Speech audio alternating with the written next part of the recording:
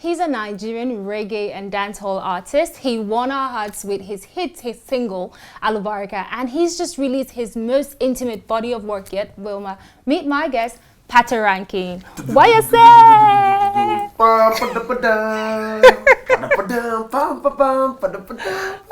heard you were very extra, and I like it. Yeah. I'm just being me, you know.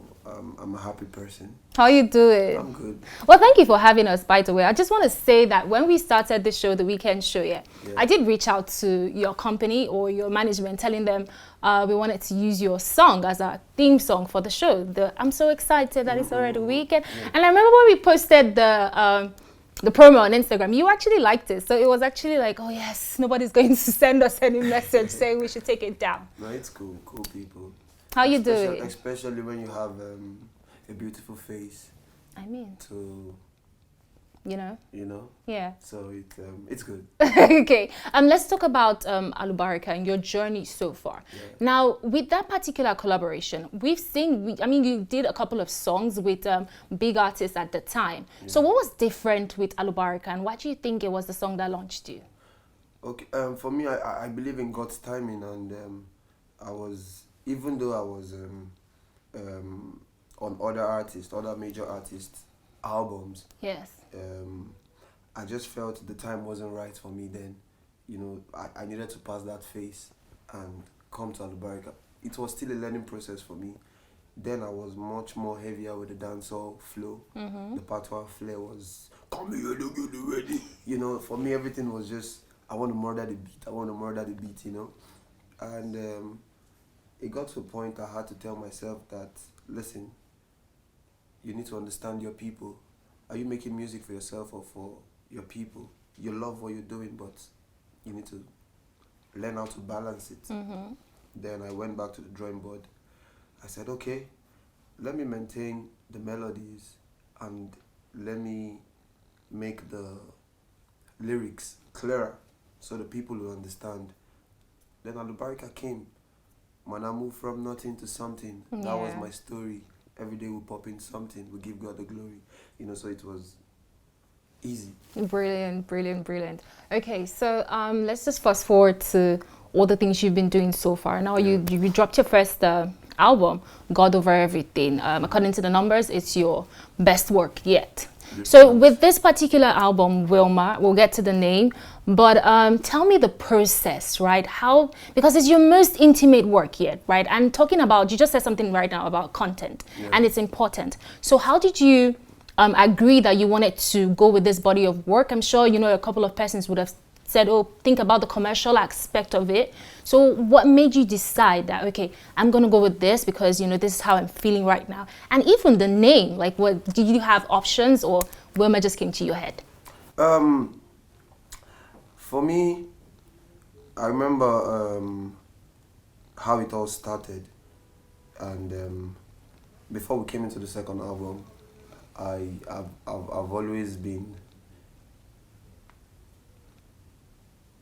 always wanted a different Patoranking from every other Patoranking you've known.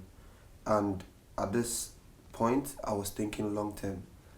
You know, I was thinking value. You know, I was thinking original content. Right. I was thinking music, actual music. You know, I see myself playing all these records in the next 30 years. Those were my thoughts. Those are the things playing in my head. Some evergreen vibe. Exactly. So even all through the creative process, all I was just thinking was lyrics, concept, ideas, music that captivates the heart, that connects with the soul. You know, for me it was just much more than making a club record, you know, and that was what helped me in putting Wilmer together. And most importantly, I was thinking long term. Yeah. Okay, so tell us about the name, your daughter's name. Yeah. Did you have other options? Or were just like, oh, you looked at her face and you're like, oh, Wilmer. I'm at a point in my life that I just want to live life, you know, not because I'm living for now, you know, but because, like I said, everything connects to where I'm headed to. You know, let me take you back to Alubarika. When I sang Alubarika, I was still in the era of nothing, you know, and after the song came out, God took me to No, you're not. a different level. You're somewhere now. Then I sang another level. Yeah. And another level, God took me to a different level. So if you've been following me for a while, you see sky level. Look at you rhyming. I don't even know if I'm at sky level now, but now I'm on my way to sky level. So we needed something around that space. And the meaning of Wilmer is famous. So what do I want? That's the question I asked God. I want to be famous, you know, but I want a fame that comes with blessing, because when I look at my daughter, she's a blessing to me. So it relates. And everything I've asked him, he has done it. Oh, amazing. So why don't I keep asking? So at this point I said, let the album be called Wilmer. Look at you, all calm. I feel like daughters are the best, right? Yeah. Say, daughters are the best. Everything that comes from God is good. Everything, both sons, you know, they complement each other. Okay, well, personally, I think it's a great time in Nigeria or in Africa to be an artist right now. A lot of collaborations have been happening. You were on the Lauryn Hill's Miss Education tour. And you were on a platform, you know, with so many big artists touring North America.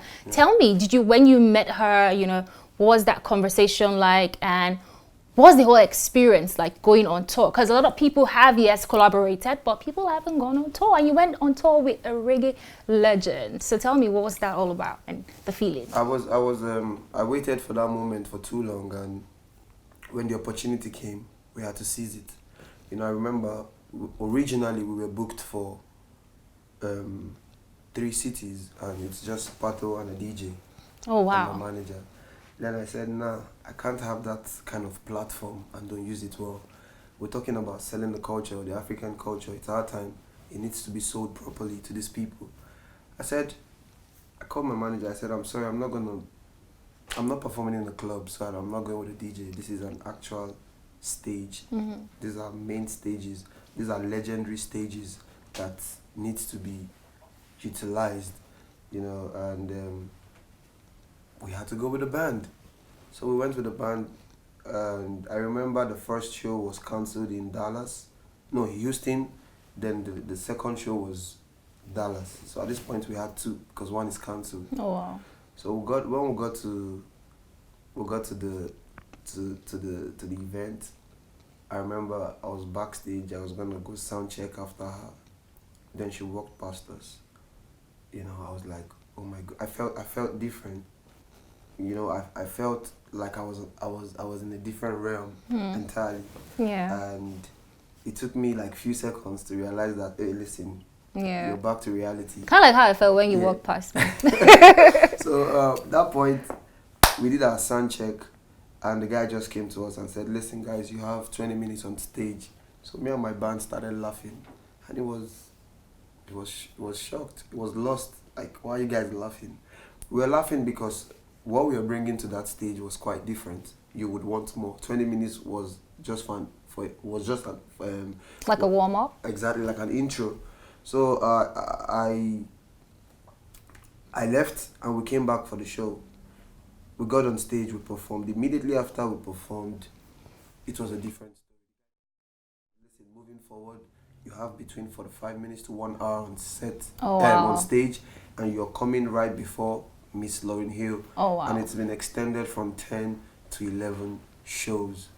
So this was us telling our story, performing, doing what we love, selling the African culture on those stages. I remember in Chicago, I was performing, I saw Chance the Rapper, and the minute I said, thank you very much, my name is Patoranking from Nigeria, representing Africa, I was just leaving the stage and I bumped into, who did I see? Kanye West. I was like, oh my goodness. So you mean this man saw me performing? So it was an experience. It was also a learning experience for me. After every of the show, I would stand and watch Miss Lauryn Hill. It was a different vibe entirely, completely different when she gets on stage. You know, we took a tour around her band, the setup, everything they use, and I learned a lot, and I was able to steal some ideas. Great, fantastic. I really like how you said that, because, you know, going on tour in America, North America, tell me, what are the lacunas, you know, that when you came back to Nigeria, you've noticed? What are the, you know, what is the difference, and what do you think we have to fix here, you know, after being on tour in America? It's a lot. It's a lot, and it cannot be achieved overnight.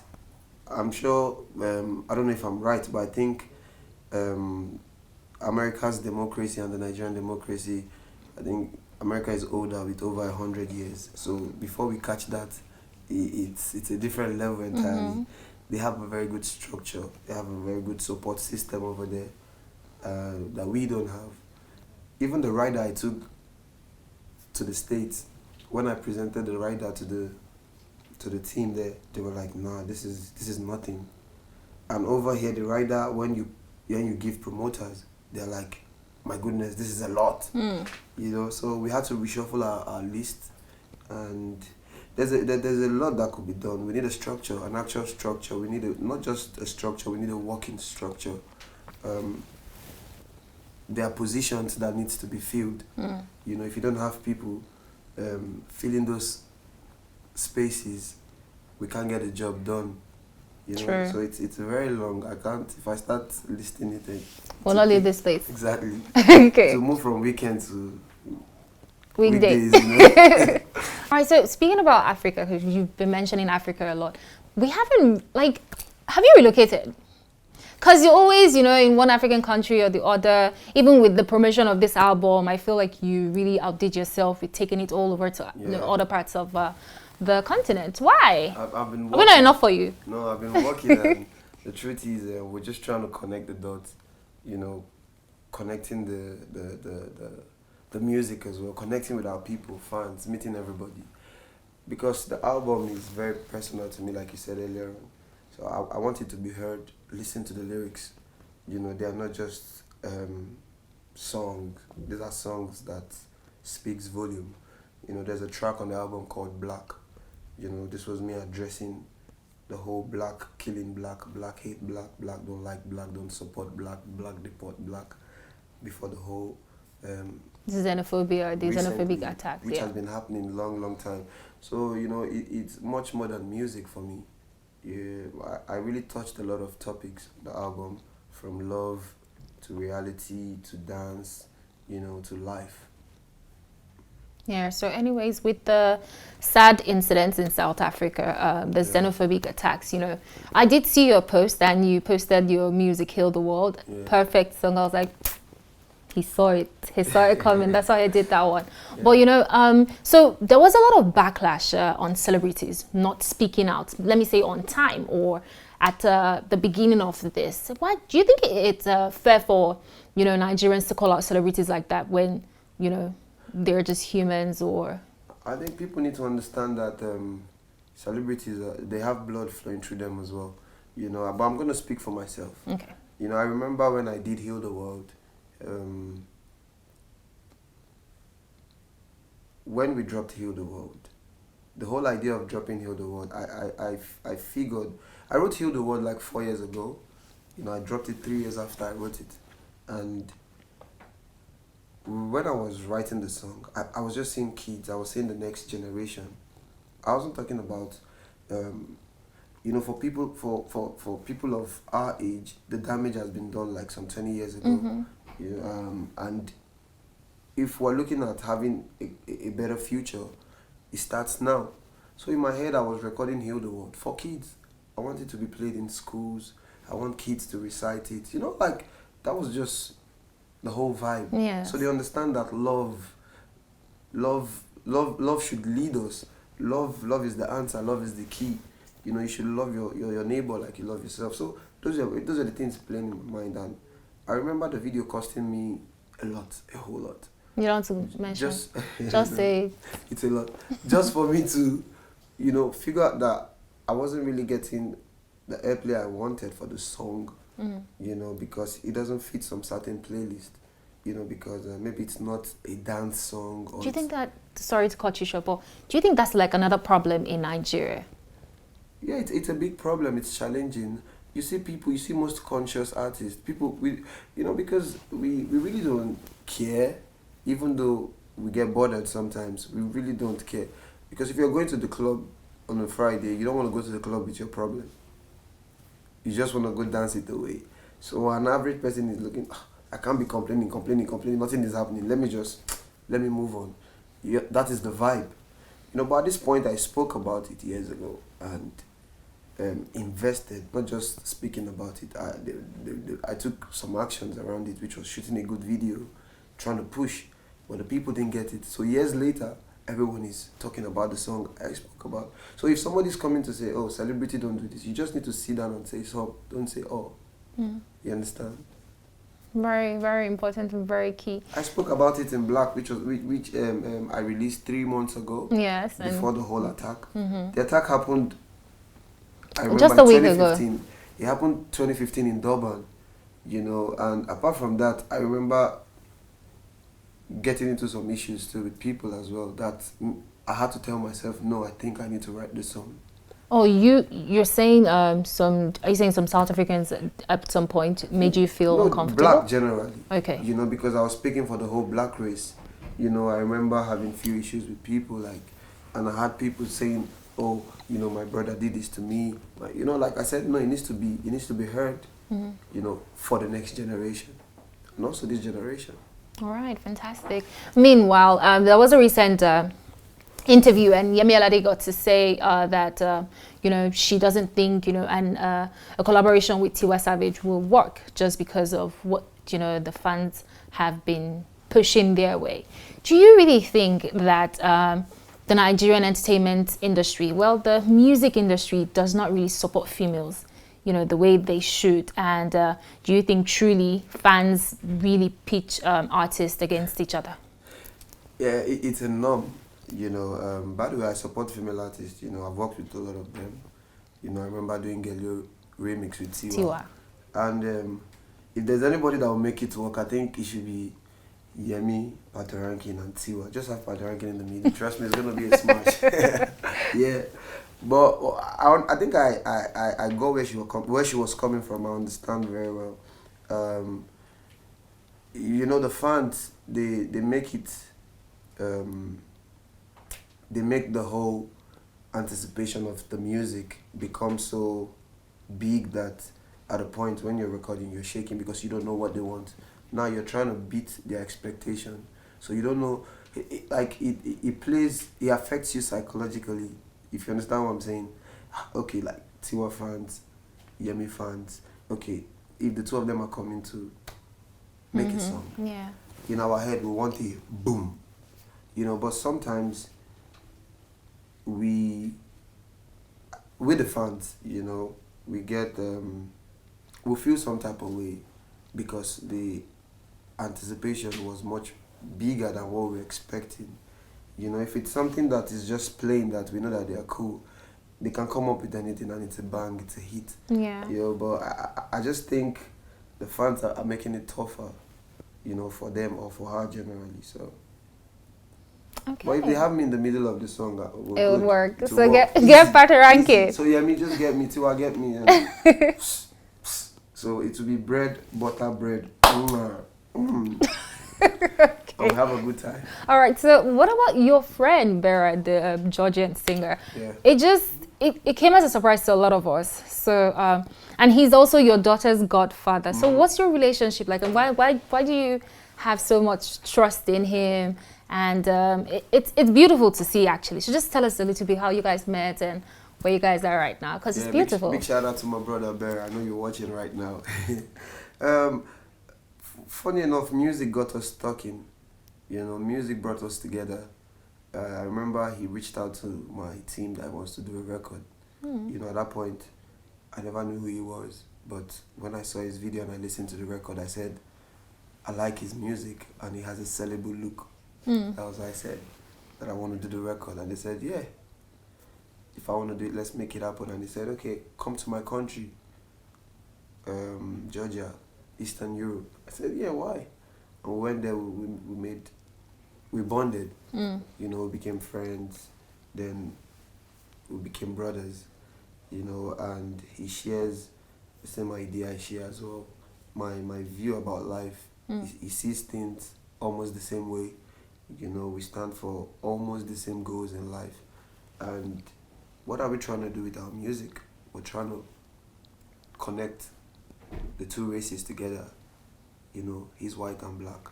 So we're trying to make them understand that, listen, it's different colors, but we're one people. That's the whole aim of coming together and being brothers, not just friends or colleagues. Okay, so since we're rented family, Yeah. I'm gonna get married very soon. Yeah, by God's grace, when the time is right. Okay, so you're not one of those persons that feel like, oh, okay, marriage is not for me and all of that. For me, I believe in God's timing. Like I said, when the time is right, it will take its due course. Okay. Meanwhile, so I did put out a post and I was like, what would you like me to ask Patoranking? And someone said I should ask, what's your spec? What do you mean my spec? Nigeria can be quite glass spec. You know what I'm talking about? Like, what do you look for in a lady, in a woman? What I look for in a woman? Yes. I'm not asking for too much. I'm not looking for too much. Okay. Good character, brains. That's all. All right. Just like how talent takes you there, character keeps you there. So beauty will bring you to the man, but character will keep you. Oh, that's very... Attitude, yeah. Yeah, I think that's very, very important. Very important. Okay. Well, so I have this game that we're going to play. It's very easy. Chaka, chaka, chaka. Let me bring out my secret weapon. Okay. Boom. So this is going to assist me. It's very easy, right? So basically, you're just going to complete your own lyrics. Okay. And you're going to sing it. Okay. Because I'm going to read it out. Okay. And you're going to tell us the song. Okay. Okay. Me day pon a journey of money counting. Jano said this boy not only sing say Alubarika, Alubarika.